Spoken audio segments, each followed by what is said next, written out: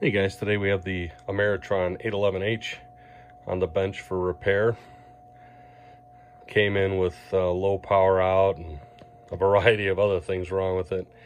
So the first thing, the high voltage plate current switch needed to be cleaned. So we got that working. Then we had the plate choke was burnt, the meter protection diode, a couple bypass caps, and the major problem with a ground in the filament circuit was one of the MOVs on the filament choke had shorted.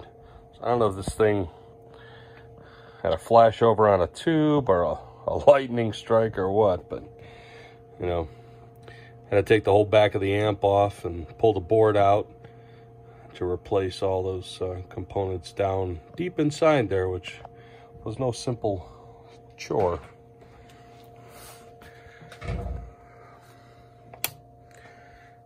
Now we're back up and running.